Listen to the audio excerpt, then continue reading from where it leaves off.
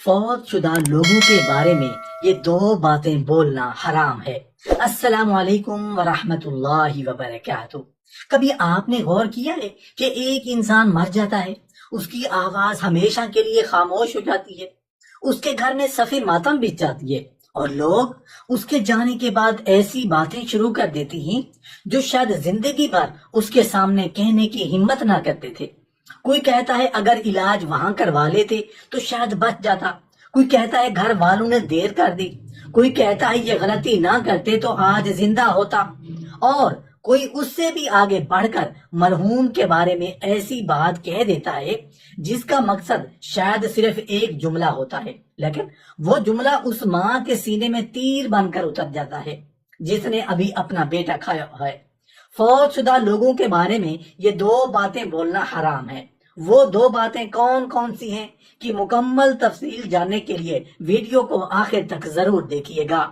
سوچئے، ایک شخص پہلے ہی اپنے پیارے کو کھو چکا ہے، اس کے پاس اب صرف یادیں ہیں، دعائیں ہیں اور آنکھوں میں آنسو ہیں، اور ہم اس کے سامنے بیٹھ کر اسے یہ سمجھانے لگتے ہیں کہ تم نے غلطی کی ہے۔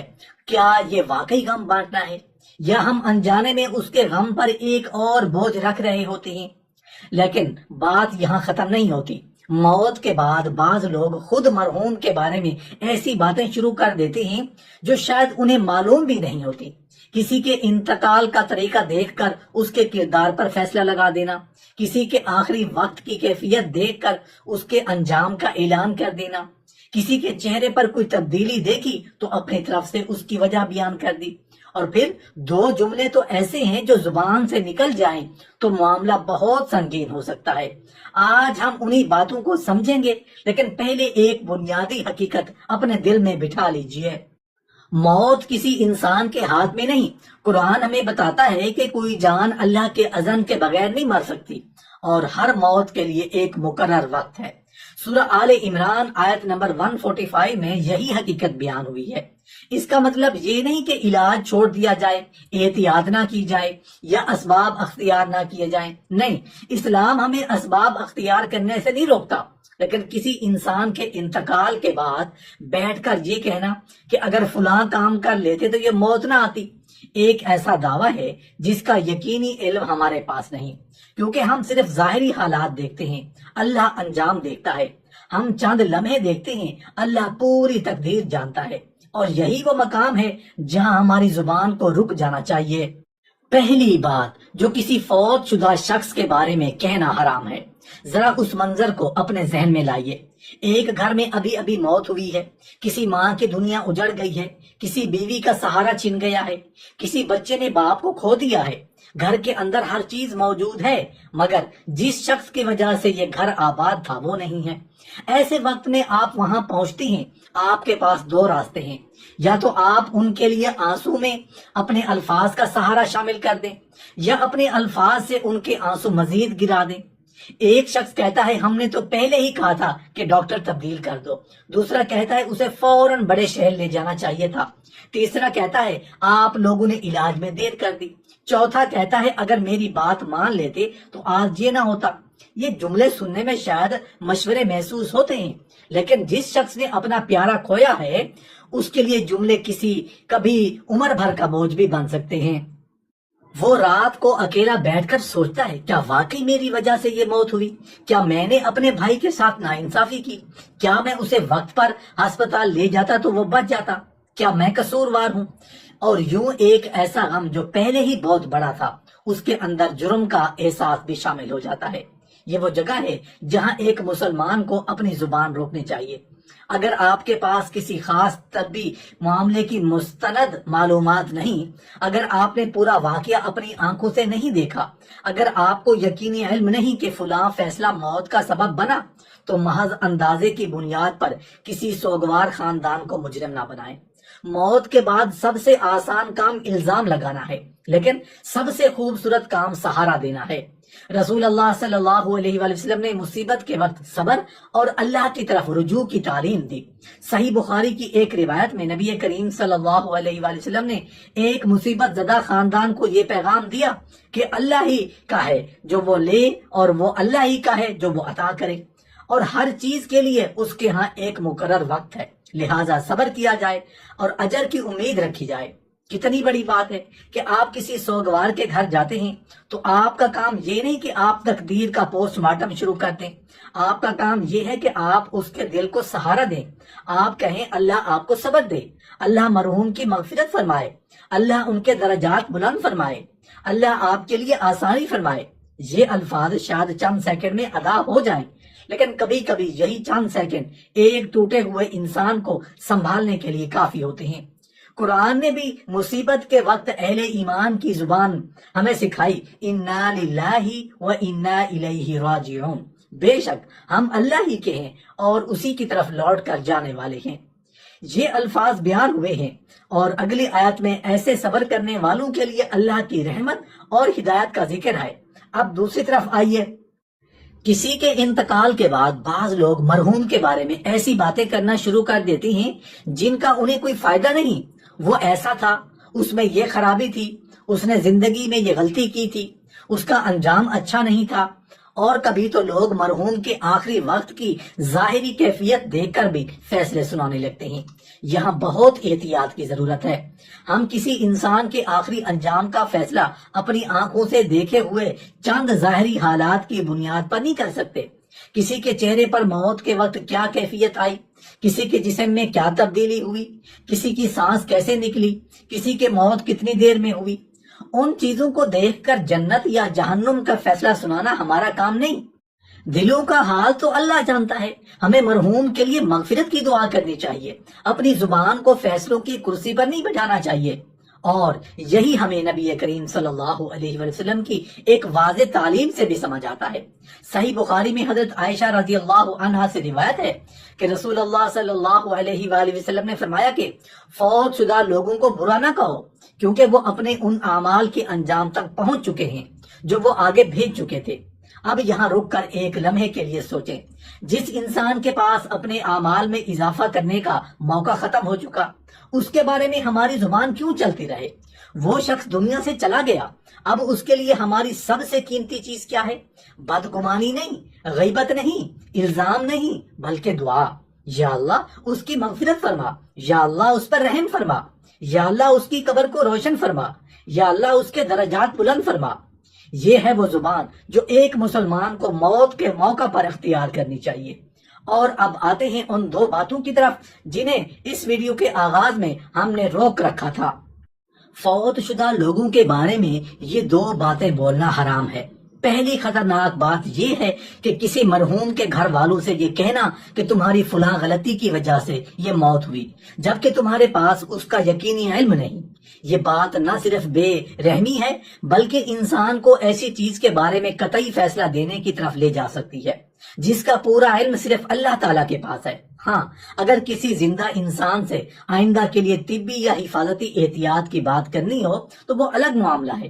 مثلا اگر کسی خاندان میں کوئی طبی مسئلہ موجود ہے تو مناسب وقت پر ڈاکٹر سے رجوع کرنے، علاج کروانے اور احتیاط کرنے کی نصیحت کی جا سکتی ہے، لیکن موت کے فوراً بعد سوگوار کے سامنے کھڑے ہو کر اسے مجرم بنانا یہ نہ ہمدردی ہے نہ حکمت۔ دوسری خطرناک بات یہ ہے کہ مرحوم کی ظاہری کیفیت دیکھ کر اس کے انجام کے بارے میں فیصلہ سنانا یا اس کی برائیوں کو لوگوں میں پھیلانا۔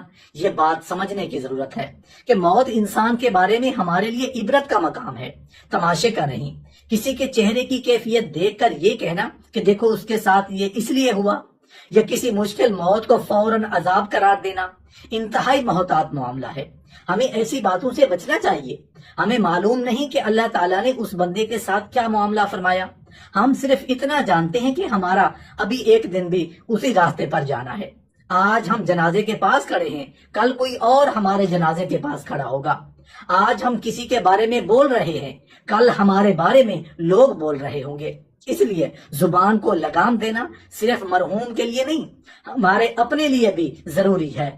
ایک اور بہت ہی خوبصورت بات یاد رکھیں، جب کسی کے گھر میں موت ہوتی ہے نا تو وہاں جانے والا شخص صرف اپنا جسم لے کر نہیں جاتا، وہ اپنے ساتھ اپنے الفاظ بھی لے کر جاتا ہے۔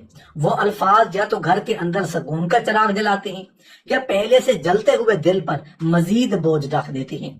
آپ کے ایک جملے سے کسی ماں کو سہارا مل سکتا ہے، آپ کے ایک جملے سے کسی بیوہ کو یہ احساس ہو سکتا ہے کہ وہ اکیلی نہیں، آپ کے ایک جملے سے کسی بچے کو یہ یقین مل سکتا ہے کہ اس کے والد کے لیے لوگ دعا کر رہے ہیں، اور آپ کے ایک جملے سے کسی انسان کے دل میں برسوں کا پچھتاوا بھی پیدا ہو سکتا ہے۔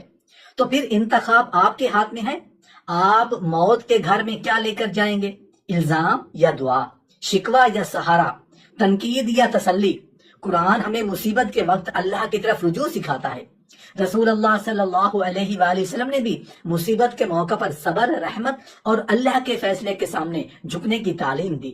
صحیح مسلم میں ام سلمہ رضی اللہ عنہا کی روایت ہے کہ مصیبت کے وقت یہ دعا کی جائے کہ ہم اللہ ہی کے ہیں اور اسی کی طرف لوٹ کر جانے والے ہیں۔ اے اللہ، مجھے میری مصیبت میں اجر عطا فرما اور اس کے بدلے مجھے اس سے بہتر عطا فرما۔ سوچیں، نبی صلی اللہ علیہ وسلم نے ہمیں مصیبت کے وقت کیا سکھایا؟ کسی کو قصوروار ٹھہرانا نہیں، اللہ کی طرف رجوع کرنا، صبر کرنا، اجر کی امید رکھنا اور دعا کرنا۔ یہی وہ راستہ ہے جو غم کو عبادت میں بدل دیتا ہے۔ اب ایک اور اہم بات، اس کا مطلب ہرگز یہ نہیں کہ اسلام نے موت کے اسباب پر غور کرنے سے منع کر دیا۔ اگر کسی شخص کی موت طبی غفلت، حادثے یا کسی جرم کے نتیجے میں ہوئی ہو تو متعلقہ حقائق کی تحقیق اپنی جگہ ضروری ہو سکتی ہے۔ اگر کسی ڈاکٹر کی حقیقی غفلت کا شبہ ہو تو ماہرین سے قانونی اور طبی طریقے سے تحقیق کی جا سکتی ہے۔ اگر کسی حادثے میں کسی کی ذمہ داری ہو تو انصاف کا راستہ اختیار کیا جا سکتا ہے، لیکن یہ سب تحقیق اور انصاف کے اصول کے تحت ہوگا۔ غم کے گھر میں بیٹھ کر قیاس آرائیوں اور الزام تراشیوں کے ذریعے نہیں۔ یہ فرق بہت اہم ہے۔ اسلام جذبات کے نام پر ظلم بھی نہیں سکھاتا اور تقدیر کے نام پر اسباب کو نظر انداز کرنا بھی نہیں سکھاتا۔ ہم علاج بھی کریں گے، احتیاط بھی کریں گے، حادثات سے بچنے کے اسباب بھی اختیار کریں گے، لیکن جب موت واقع ہو جائے تو جس چیز کا ہمیں علم نہیں اس پر زبان نہیں چلائیں گے۔ اور اگر کسی مرحوم کے بارے میں ہمیں کوئی ایسی بات معلوم بھی ہو جسے بیان کرنے کی ضرورت نہیں تو اسے پھیلانا ہمارے لیے خیر نہیں۔ صحیح بخاری کی تعلیم یہی ہے کہ مردوں کو برا نہ کہا جائے، اور یہی اخلاقی اصول ہمیں یہ بھی سکھاتا ہے کہ کسی انسان کی زندگی کو اس کے مرنے کے بعد لوگوں کی مجلس میں موضوع تفریح نہ بنایا جائے۔ ایک انسان کے جانے کے بعد اس کی عزت کی حفاظت کرنا بھی معاشرتی ذمہ داری ہے، خاص طور پر اس وقت جب اس کے گھر والے سامنے بیٹھے ہوں۔ آپ کو اگر کوئی بات معلوم بھی ہے تو ہر بات بولنا ضروری نہیں، ہر سچ ہر وقت بولنے کے لیے نہیں ہوتا۔ کبھی خاموشی میں بھی حکمت ہوتی ہے، کبھی ایک دعا 100 جملوں سے زیادہ قیمتی ہوتی ہے، کبھی اللہ مغفرت فرمائے ایک لمبی تقریر سے زیادہ فائدہ دے دیتا ہے، اور کبھی کسی کے کندھوں پر ہاتھ رکھ کر خاموش بیٹھ جانا 1000 نصیحتوں سے زیادہ مؤثر ہوتا ہے۔ اس لیے اگلی بار جب کسی کے انتقال کی خبر ملے تو اپنے آپ سے صرف ایک سوال کرنا، میں اس گھر کے غم کو کم کرنے جا رہا ہوں یا بڑھانے؟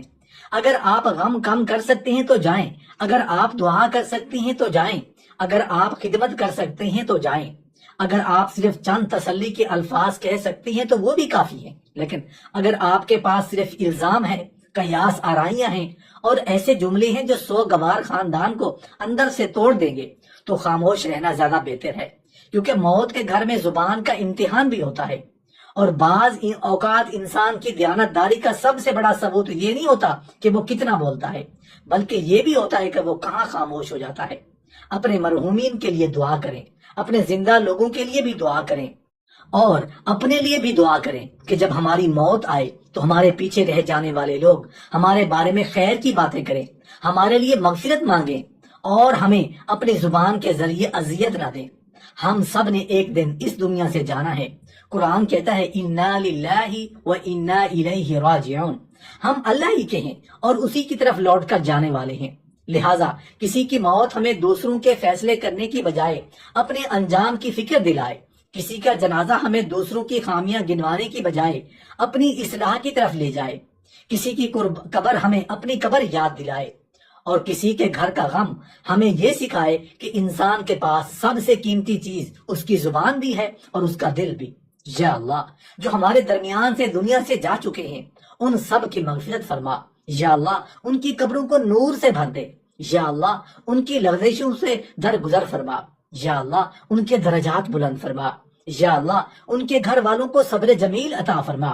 یا اللہ جو شخص کسی عزیز کے غم میں ٹوٹ چکا ہے اس کے دل کو سہارا عطا فرما، اور یا اللہ ہمیں ایسی زبان عطا فرما جو کسی کے زخم کو کریدنے کی بجائے مرہم بنے، ہمیں ایسی گفتگو سے بچا جو کسی مرحوم کی بے حرمتی کا سبب بنے، ہمیں ایسی بات سے بچا جو کسی سوگوار ماں، باپ، بیوی، شوہر یا بچے کے دل میں عمر بھر کا بوجھ ڈال دے، اور یا اللہ جب ہماری باری آئے تو ہمارے بعد بھی لوگ ہمارے لیے خیر کی دعائیں کریں، ہماری خامیوں کو پھیلانے کی بجائے ہماری مغفرت مانگے، اور ہمیں اپنی رحمت کے سائے میں جگہ عطا فرما، آمین یا رب العالمین۔ میرے عزیز بھائیوں اور بہنوں، کسی کے انتقال کے بعد اگر آپ کو کچھ کہنا ہو تو بہت سوچ کر کہیں، مرحوم کے لیے دعا کریں، گھر والوں کو تسلی دیں، ان کے ساتھ بیٹھیں، ان کی مدد کریں، اور اگر کوئی ایسی بات ہے جس کا یقینی علم نہیں تو اسے زبان پر نہ لائیں، کیونکہ ایک جملہ بولنے میں صرف چند سیکنڈ لگتی ہیں، لیکن کسی غم زدہ انسان کے دل پر اس جملے کا اثر شاید برسوں باقی رہے۔ اور یاد رکھیں، موت کے گھر میں سب سے خوبصورت آواز الزام کی نہیں، دعا کی ہوتی ہے۔ اللہ تعالی ہمارے مرحومین کی مغفرت فرمائے، ان کے درجات بلند فرمائے، ان کے گھر والوں کو صبر عطا فرمائے، اور ہمیں زندہ اور فوت شدہ دونوں کے حقوق ادا کرنے کی توفیق عطا فرمائے، آمین یا رب العالمین۔